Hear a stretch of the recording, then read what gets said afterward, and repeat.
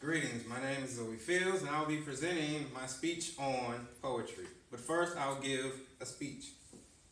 This is an example of a free verse. The poem is called Rejection of Fate.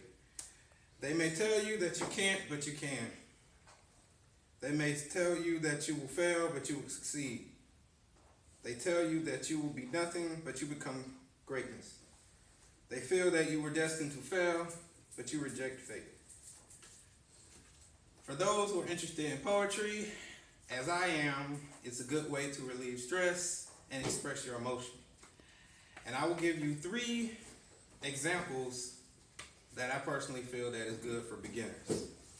And especially this one, free verse. The free verse poem. See, this one is the easiest out of the 3. It follows no rules and has no rhythm. According to Victor Williams' article, How to Write Poetry, on the website creativewritingnow.com, and one of my favorite out of the 3. My favorite out of the 3. However, it's still an expression of artistic expression.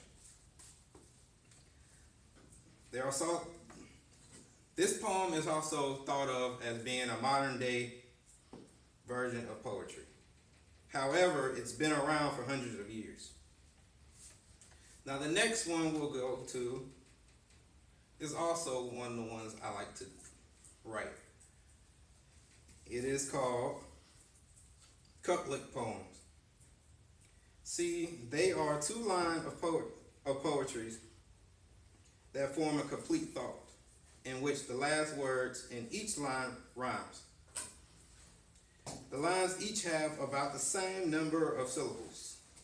Poets can put these together to create longer poems. I personally feel that this is also a good start for beginners because you can write short poems with this, and once you get better, you can continue on and make longer poems and stories and things like that. Shakespeare used this regularly in his work. Now, last but not least is narrative poems.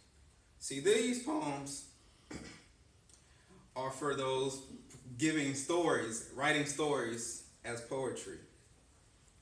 You know, including a character or characters, the main character.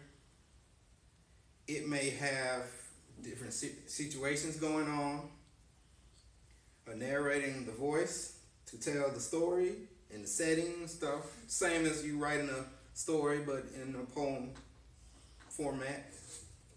I personally like this one because I like to write stories and poems and put it together into one. You know, having your plot and all of this, discussing your characters. And now that I have explained the 3 poems that you can write, the free verse, which is personally my favorite, the couplet poems, which if you want to make a poem but not too long, and narrative poems for those who like stories, and you can write you a long story. Now these are good ways to relieve stress, as I said, and tell how you feel and stuff like this. So those who are interested in poetry should focus on these 3 because I feel these 3 are really good starts. And I personally love these 3. And that's my speech for today.